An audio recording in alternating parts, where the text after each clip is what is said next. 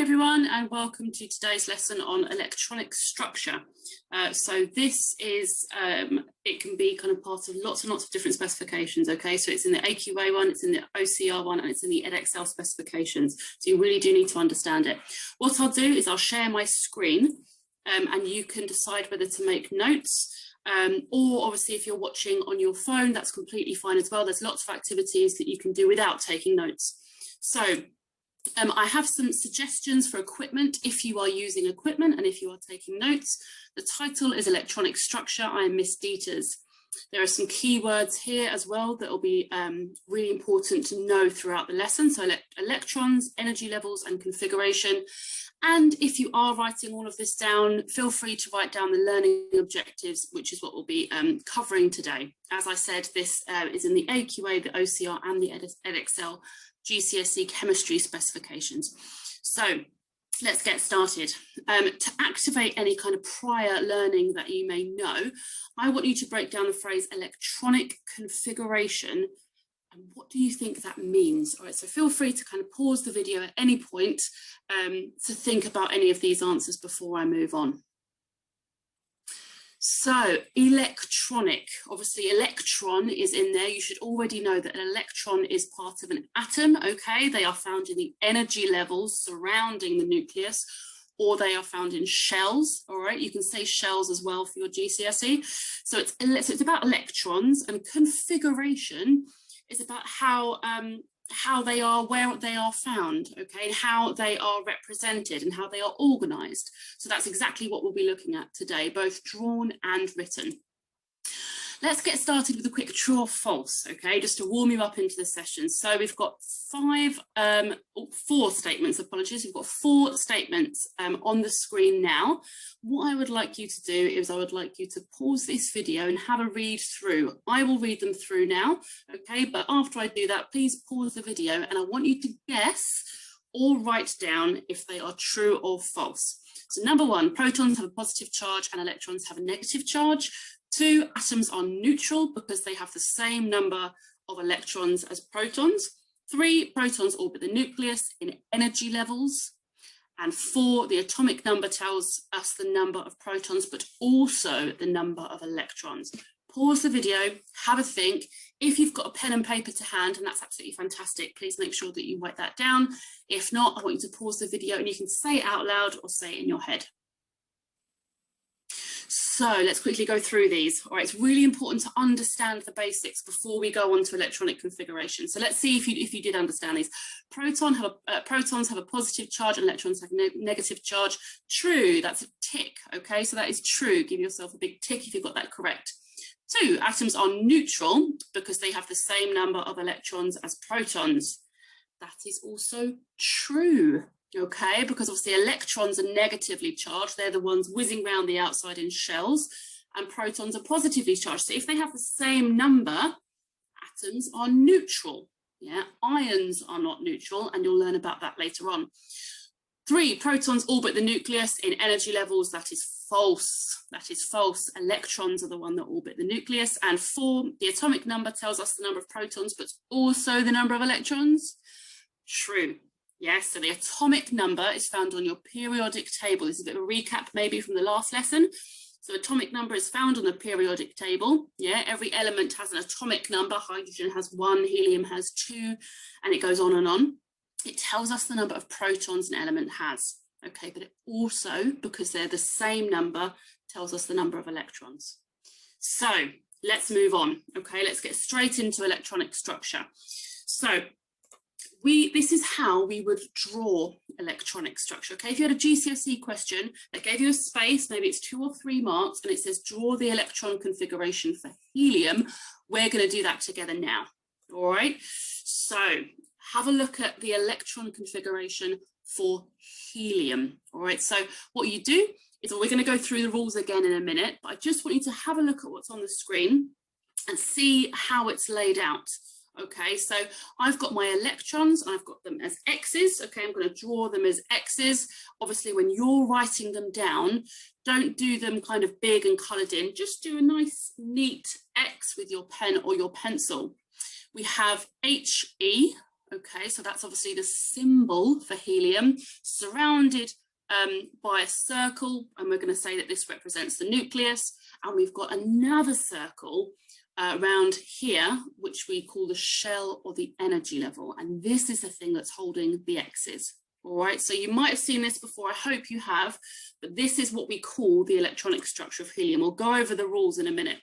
I just want to throw this question out to you. How would you know that helium has 2 electrons? How would you know that? You have your periodic table in your GCSE. Okay, they give you a periodic table. For OCR, they'll give you a data booklet, and for AQA, they'll just give you an A4 sheet. How do you know that helium has 2 electrons? It's atomic number. Okay, so I just want to quickly show you, it might be beneficial to show you the periodic table that you might get given for your GCSE. So if they say, draw the electron configuration for helium, and you're thinking, well, how do I know how many electrons has it got? First of all, I'll quickly show you. So if you're taking the OCR specification, okay, I'll just show you 2 different periodic tables because all of the GCSE really kind of falls into one of these 2 layouts. So you can see hydrogen here, and it's got a number at the top and a number at the bottom. This is for OCR, okay? Helium has 2 at the top and 4 at the bottom. So you guys, if you're taking OCR, you're looking at the atomic number, which is at the top. All right, so if I was to say to you, how many electrons does boron have? You would look, and the number 5, which is at the top, that's the atomic number. You say, right, boron has 5 electrons. If we look at iron down here, Fe, if I was to ask you, how many electrons does iron have? You'd say 26, okay? For AQA, I'll just show you, just as an example, something slightly different. So this is the one that you get, you know, actually in your GCSE, okay? You will get this separate page along with your question paper, and you'll have the relative atomic, again, you have a nice little symbol, you've got a nice little key here, okay? The relative atomic mass at the top and the atomic or proton number at the bottom. So for you guys, the proton number or the atomic number is at the bottom. So if I were to ask you how many electrons carbon has, I want you to look at this periodic table and look at the bottom number. The atomic number is at the bottom. It tells you how many electrons it is. If I asked you about sodium, see if you can get there before I give you the answer. It has 11 electrons, okay? If I asked you about neon, again, see if you can get there before I answer. It has 10, yeah? So well done if you spotted neon over there very quickly. It has 10 electrons, so I hope that's clear. Let's go back to electronic structure and the rules, okay? So there are some rules. Number 1, the element symbol goes in the center with a circle around it, and that represents the nucleus, okay? You can actually do a colored in dot, and maybe your teacher might have shown you how to do that. But if you write the symbol, okay, and put a circle around it, just like we did for helium, just like here as an example for magnesium, you put Mg and a circle around it, that represents the nucleus, so that's step 1. Number 2 is start drawing your electrons as X's from the center and work your way out. Okay, so we'll talk about magnesium in a second, but so you're going to start from the inner circle, and then if that gets full, you go to the second circle, and if that gets full, you go to the third. So you start in and you work your way out. All right, number 3, the first shell can only hold 2 electrons. Such an important rule. If you're going to remember anything, remember that. The first shell can only hold 2. So if I'm filling up my first shell, I put 1 and 2, okay? Can you see where my mouse is? 1 and 2, and then I have to go to the next one. I have to, because the rule is that the first shell can only hold 2. It's very, very small. Before the second, third, fourth shells, etc., can only hold 8 electrons. Now that does change a little bit when you get to A level, okay? But for now and for your GCSE, I want you just to remember that the second, third, fourth shells, etc., can hold 8. So if you look here, yeah, magnesium has got 1, 2, 3, 4, 5, 6, 7, 8, 9, 10, 11, 12 electrons, which it has because its atomic number is 12, and this follows the rules, yeah, because it starts, they've started here and they filled up the first electron shell or energy level with 2. The second one can hold 8, and then there's only 2 left over because magnesium's only got 12. All right. The only difference to this one that you might have noticed is it hasn't got its X's. So for now, I'm teaching you to do them as X's. You can do them as dots, okay, because you might have heard the phrase dot and cross diagram, and we'll come to that in another lesson. But for now, I think let's just draw electrons as X's. Right, let's have a go at a few. All right, so over to you. I want you to have a go at these 6.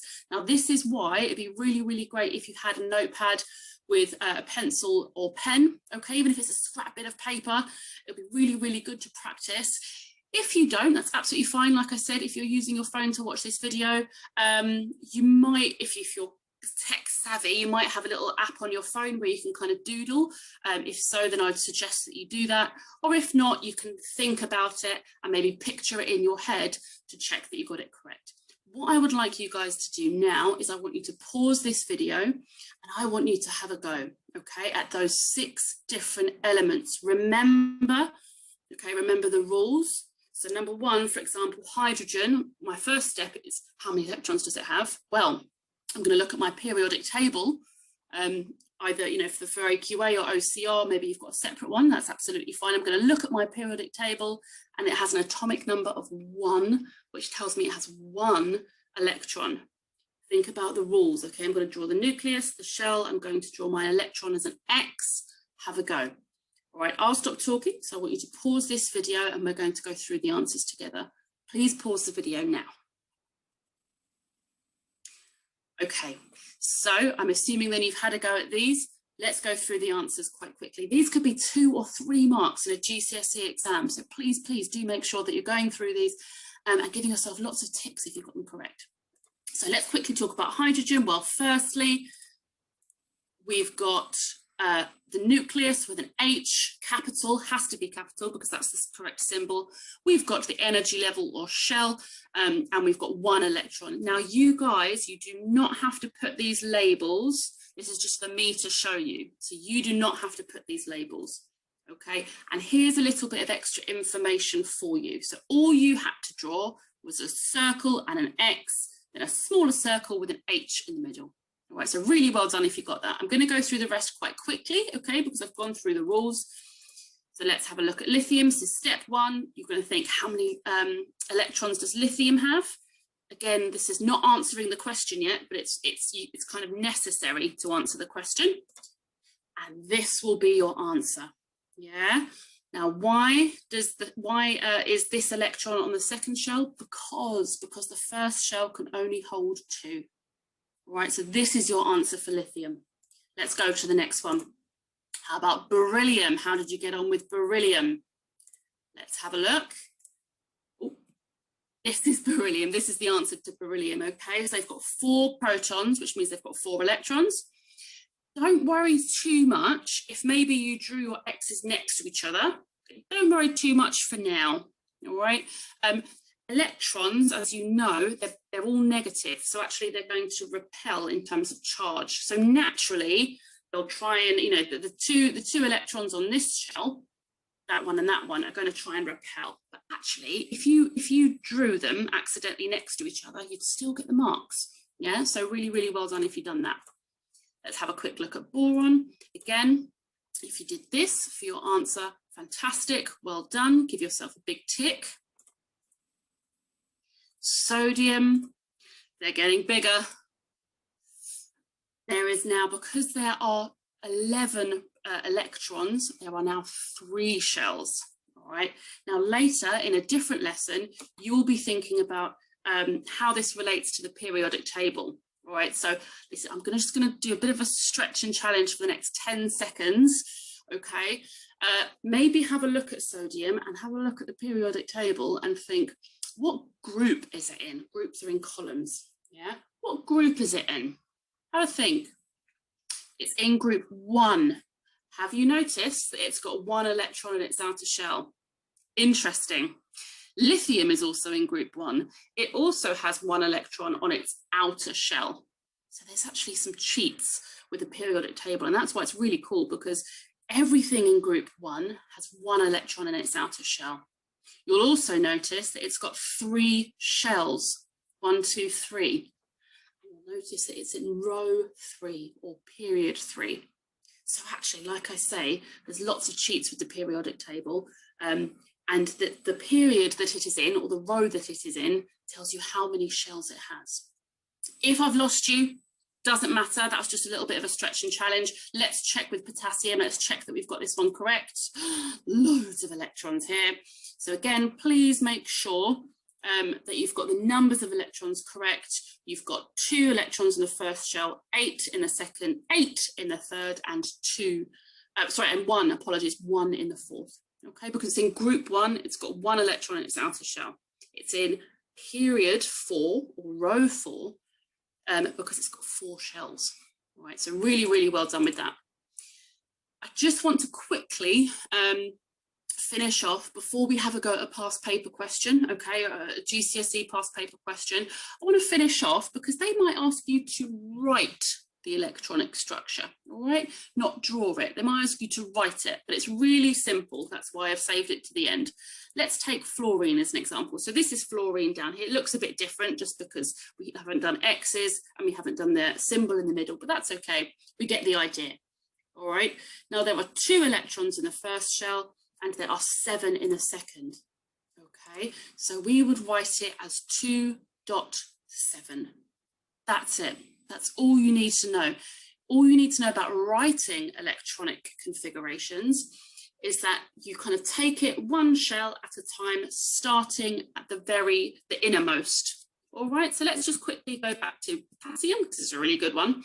So if you are writing, not drawing, writing the electronic structure for potassium, you would say 2.8.8.1. Because you're taking after each dot, you're sort of saying onto the next shell, dot onto the next shell. So it's 2.8.8.1. Okay. Right, so we have almost finished the session. Really, really impressed. Some people find this quite tricky. So really well done for sticking with it. Let's put this into practice. Okay, this is a lovely 3-marker. You might get some questions that say draw the electronic configuration, and that could be 2 or 3 marks. But this is quite a nice one. I think it really shows you understanding if you can get all the marks for it. The electronic structure of a neon atom is not correct. So it says, have a look. Explain what is wrong with electronic structure shown in figure 2. It's worth 3 marks. I would suggest you write 3 clear points. What is wrong? What is wrong with neon? Bear in mind, remember I said that technically for the nucleus you can have a circle that's coloured in. Okay, so I wouldn't say, for example, that they haven't put Ne in the middle as something that's wrong, but I would have a look at something that's going on here, maybe count the electrons. I'll leave it with you. Pause this video please now and have a go. If you're taking part in this session on your phone, again, just do it in your head. If you've got pen and paper, really, really good for you to practice writing these answers down. So please pause the video. Let's quickly go through the answers and then you're done with the session. So really, really well done if you've got this correct, okay? So you could say that there's too many electrons in the first shell, or you can say something along the lines of there should only be 2 in the first shell, 2 electrons. Give yourself a mark if you put that point, excellent. You could say that there's too few electrons in the second shell, okay? Or the second energy level. It says allow, the neon has a stable arrangement of electrons or a full outer shell. So if you said neon should have 8 electrons in the second shell, give yourself a point, well done. And then finally, I wonder if anyone spotted this, neon does not have 9 electrons, or neon actually has 10 electrons. You could say 1 electron is missing, you could say fluorine has 9 electrons, not neon. You know, any of those things you would have got a mark for. So well done, okay, really, really well done. If you've got, you know, even if you got 1 or 2 points out of the 3, that's quite, you know, in terms of questions about electronic structure, that one's a little bit more tricky. So I hope you enjoyed the session, and there we go, so you can see my face now. So I hope you enjoyed the session.